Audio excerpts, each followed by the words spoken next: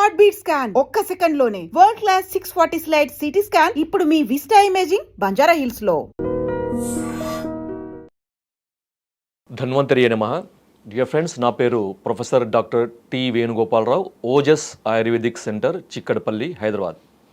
Friends, diabetic పేషెంట్స్లో మనకి రకరకాల కాంప్లికేషన్స్ చూస్తుంటాం. ఆ డయాబెటీస్ దీర్ఘకాలంగా ఉంటే ఈ కాంప్లికేషన్స్ యొక్క తీవ్రత కానీ కాంప్లికేషన్స్ యొక్క సంఖ్య కానీ పెరుగుతూ ఉంటుంది. అలాంటి కాంప్లికేషన్స్లో ఒకటి ఇది డిమెన్షియా అంటారనమాట. డయాబెటిక్ డిమెన్షియా అంటే ఇది మెమొరీకి సంబంధించిన ఒక ఇష్యూ అనమాట. దీంట్లో ఏమవుతుందంటే కాగ్నిటివ్ స్కిల్స్ తగ్గుతాయి. తర్వాత బిహేవియరల్ చేంజెస్, చిన్న చిన్న విషయాలు కూడా గుర్తు లేకపోవడము, తర్వాత కోపం ఎక్కువగా రావడము, చిరాకుగా ఉండడము, ఇలాంటి మనం రకరకాలుగా ఈ డిమెన్షియాలో మనము చూస్తుంటాము. తర్వాత సోషలైజేషన్ అంటే వాళ్ళు ఒక 10 మందిలో కలవడానికి, వాళ్ళతో మాట్లాడడానికి ఇబ్బంది పడుతున్నారు. ఎందుకంటే పలానా వ్యక్తి కలిగినప్పుడు కొన్నిసార్లు వాళ్ళ మొహం గుర్తుండదు, లేదా వాళ్ళ పేరు కూడా గుర్తుండదు అనమాట. పేరు పెట్టి పిలవడానికి ఇబ్బంది పడి గుర్తురాక అది తప్పించుకోవడానికి వాళ్ళు ఈ సోషలైజేషన్ గ్యాదరింగ్లు కూడా వాళ్ళు అవాయిడ్ చేసే అవకాశం ఉంటుంది. తర్వాత వస్తువులను కూడా వాళ్ళు మర్చిపోతుంటారు. అంటే ఇప్పుడు పెట్టిన వస్తువు ఒక గంట తర్వాత కూడా అది ఎక్కడో పెట్టినని రకరకాలుగా వాళ్ళు చాలా ఇబ్బంది పడుతుంటారు అనమాట. ఇలా మనకి ఈ డిమెన్షియా ఇంకా చాలా లక్షణాలు ఉంటాయి. అది మనకు దాని గురించి ఎక్కువగా వివరణ ఇవ్వట్లేదు నేను ఇక్కడ. అయితే ఇది ఎందుకు వస్తుందని ఒక 2 లైన్లు మనం మాట్లాడుకుందాం. దాని తర్వాత దీని ట్రీట్మెంట్ ఏంటో అని మనం చూద్దాం. సో ఇది రావడానికి కారణం ఏంటంటే ముఖ్యంగా మనకి బ్రెయిన్లో ఇన్సులిన్ రెసిస్టెన్స్ బ్రెయిన్లో వస్తే దాన్ని టైప్ 3 డయాబెటీస్ అని కూడా మనకి చెప్పారన్నమాట. డయాబెటీస్ వల్ల మనకి ఇన్సులిన్ రెసిస్టెన్స్, ఒకవేళ ఇన్సులిన్ రెసిస్టెన్స్ అనేది మనకి శరీరంలో ఉంటే టైప్ 2 డయాబెటీస్, దానికి అదనంగా మనకు బ్రెయిన్లో కూడా ఇన్సులిన్ రెసిస్టెన్స్ కనుక ఉంటే దాన్ని టైప్ 3 డయాబెటీస్ అని కొంతమంది ఈ మధ్య చెప్తున్నారు. అయితే ఇన్సులిన్ ఎందుకు అంటే మనకి ఈ బ్రెయిన్ యాక్టివిటీకి ఇన్సులిన్ అవసరం అనమాట. ఇన్సులిన్ యొక్క ఇంకొక మనకి ఉపయోగాలు కేవలం బ్లడ్ మనకి షుగర్ లెవెల్స్ని తగ్గించడమే కాకుండా మనకి బ్రెయిన్ యాక్టివిటీకి ఉపయోగపడడానికి కూడా ఇన్సులిన్ అవసరం ఉంటుందన్నమాట.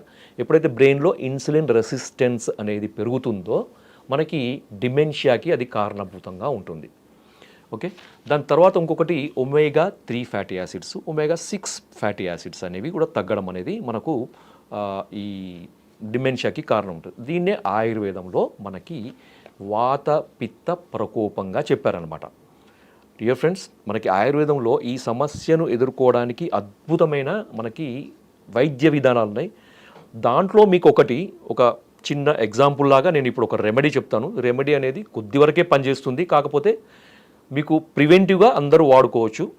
స్టార్ట్ అయిందంటే మాత్రం ఇది వాడి దాని తర్వాత మీరు ఆయుర్వేద వైద్యులను సంప్రదించి దానికి సంబంధించిన మంచి మందులు ఉన్నాయి ఆయుర్వేదంలో, అవి వాడండి. సో దీన్ని మనము ఘృత మరీచం అని అంటారనమాట. అంటే మీకు తెలవడానికి ఘీ పెప్పర్ అంటే ఏమని చెప్పారంటే ఆయుర్వేదంలో శుద్ధ గవ్యం ఘృతం తప్తం మరీచైర్వా కణాన్వితం రసాయనం సదాపేయం ఘృతపానం ప్రశస్యతే రూక్షక్షత విషార్తానం వాతపిత్త వికారినాం. ఈ 4వ లైన్ చెప్తున్నాను, అది చాలా ఇంపార్టెంట్ ఈ సందర్భంలో. హీన మేధ్య స్మృతీనాంచ ఘృతపానం ప్రశస్యతే.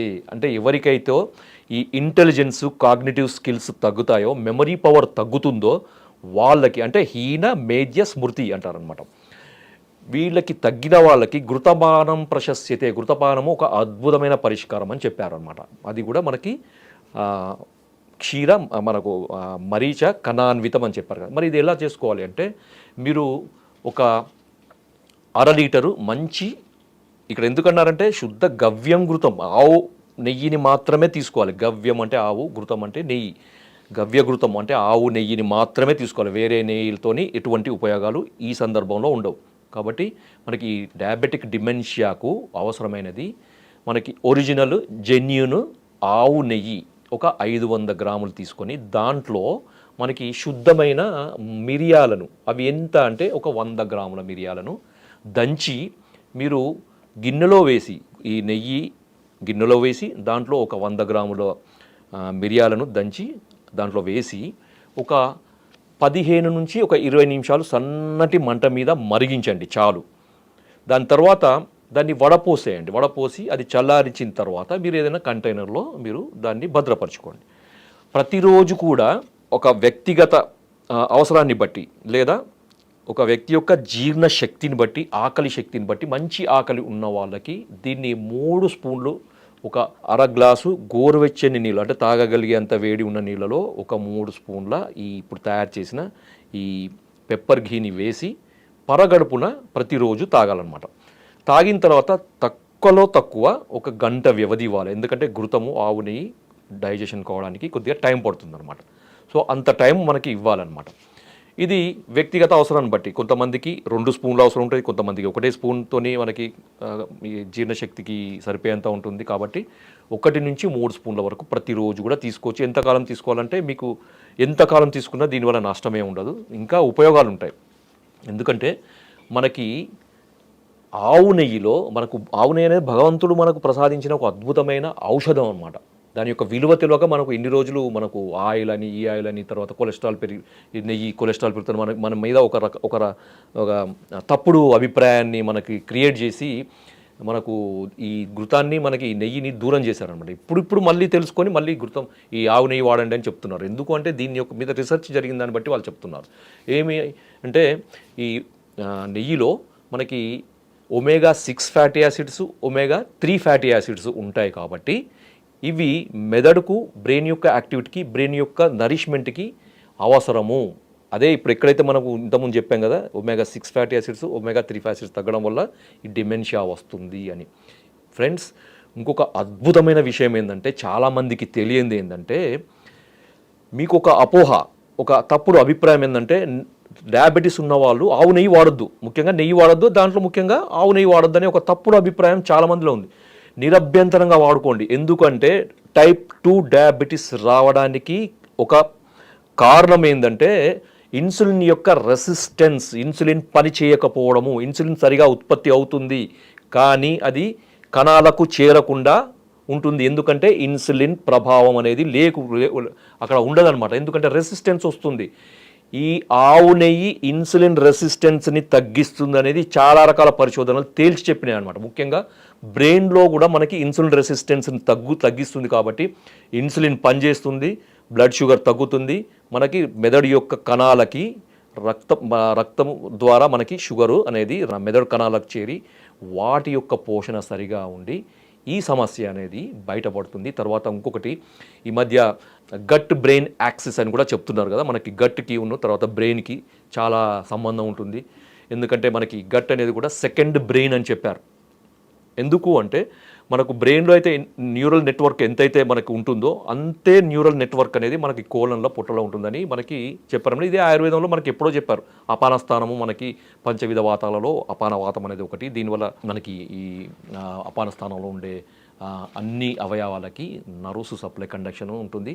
దానివల్ల దీని అపాన స్థానం చెడిపోవడం వల్ల దాని యొక్క ప్రభావం మనకి మెదడు మీద ఉంటుందని, బ్రెయిన్ మీద ఉంటుంది, శిరస్సు మీద ఉంటుందని ఆయుర్వేదంలో కూడా ఎప్పుడో చెప్పారు. సో అది ఇంకా డీప్గా మనం వెళ్ళకుండా గట్ బ్రెయిన్ యాక్సిస్లో మనకి దానికి సందర్భంలో మనకి కోలన్ చెడినప్పుడు అంటే గట్ చెడినప్పుడు దాని ప్రభావం మెదడు మీద కూడా పడుతుంది. కాబట్టి ఘృతపానం తీసేయడం వల్ల అంటే ఈ ఆవు నెయ్యి తీసుకోవడం వల్ల ఏమవుతుందంటే ఈ ఆవు నెయ్యిలో ఉండంటే నేను సైంటిఫిక్గా చెప్తున్నాను, ఈ బ్యూటరిక్ యాసిడ్ అనేది ఉంటుందన్నమాట. ఈ బ్యూటరిక్ యాసిడ్ ఏం చేస్తుంది, అది మిగతా ఫుడ్ సోర్సెస్లో దేంట్లో కూడా ఇంత మోతాదులో ఉండదు. ఒక్క ఆవు నెయ్యిలో అన్నిటికంటే ఎక్కువ పరిమాణంలో మనకి ఈ బ్యూటరిక్ యాసిడ్ ఉంటుందన్నమాట. ఈ బ్యూటరిక్ యాసిడ్ ఏం చేస్తుందంటే ఈ గట్ యొక్క లైనింగ్ని, పొరని అది సూదనింగ్ చేస్తుంది, కాపాడుతుంది అనమాట. తద్వారా ఏంటంటే మనకి గట్ హెల్త్ అనేది అద్భుతమైన పనితీరుగా మెరుగవుతుందన్నమాట. తద్వారా ఏంటంటే మనకి జీర్ణశక్తి అనేది సక్రమంగా జరిగి మనం తీసుకునే ఫుడ్ ద్వారా వచ్చే ఈ పోషకాలన్నీ కూడా మనకి బ్రెయిన్కి అందుతాయి. సార్, మరి ఇంత చెప్పారు కదా, మరి ఇది సమస్య తీవ్రత ఎక్కువగా ఉన్నప్పుడు, డిమెన్షియా అనేది చాలా తీవ్రతగా ఉన్నప్పుడు ఏంటంటే వాళ్ళు సొంత పేరు కూడా మర్చిపోయే పరిస్థితి ఉంటుంది, సొంత పనులు చేసుకోవడానికి కూడా ఇబ్బంది ఉంటుంది. వాళ్ళకి ఒక అసిస్టెంట్ ఎవరైనా తప్పనిసరిగా వాళ్ళు వెంబడి ఉండాల్సిన పరిస్థితి ఉంది. సో అలాంటి వాళ్ళకి మరి ఆయుర్వేద మందులు, ఇంకా మెరుగైన ఆయుర్వేద వైద్యం కానీ ఉన్నాయంటే ఉన్నాయి, తప్పకుండా ఉన్నాయి. దాంట్లో మనకి కొన్ని మూలికల్లో మనకి స్మృతి మిత్ర వటి, ఫ్రెండ్స్ గుర్తుపెట్టుకోండి లేదా రాసుకోండి. పెద్దవాళ్ళు ముఖ్యంగా 70 సంవత్సరాలు దాటిన వాళ్ళలో మనకి ఈ సమస్య ఎక్కువగా బాధిస్తుంది. చూసే వాళ్ళకు కూడా ఇబ్బంది అనిపిస్తుంది. బాధపడే వాళ్ళకే కాదు, అనుభవించే వాళ్ళకి కాదు, చూసే వాళ్ళకు కూడా. తర్వాత వాళ్ళకి సేవ చేయాల్సిన భార్యలు కానీ పిల్లలు కానీ వాళ్ళందరికీ కూడా ఒక రకమైన ఇబ్బంది అనమాట. వాళ్ళకు కూడా ఎంతోమంది అంటే వాళ్ళ జీవితంలో ఎన్నో కష్టాలు పడి ఎన్నో పిల్లలకు పెళ్ళిళ్ళు చేసి బరువు బాధ్యతలు అయిపోయిన తర్వాత ఒక ప్రశాంతమైన జీవితం గడుపుదాం అనుకునే సమయంలో ఇలాంటి సమస్య వచ్చినప్పుడు చాలా ఇబ్బందికరంగా ఉంటుంది, చాలా ఎంబరాజింగ్గా ఉంటుంది చూసే వాళ్ళకైనా కానీ సేవ చేసే వాళ్ళకి కానీ. సో అలాంటి పరిస్థితిలో ఉన్న వాళ్ళకి ఈ స్మృతి మిత్ర వటి, మళ్ళీ చెప్తున్నాను, స్మృతి మిత్ర వటి. స్మృతి అంటే మనకి మెమొరీ పవర్, లేకపోతే కాగ్నిషన్ స్కిల్, తర్వాత మనకి ఇంటెలిజెన్స్, వీటన్నిటినీ కూడా స్మృతి కింద తీసుకున్నారనమాట. ఈ స్మృతికి మిత్రం అంటే మనకి అనుకూలంగా ఉండేది, ఒక సహాయకుడిలాగా, ఒక స్నేహితుడిలాగా మనకి సహాయపడేది, దోహదపడే ఈ స్మృతి మిత్రవటి.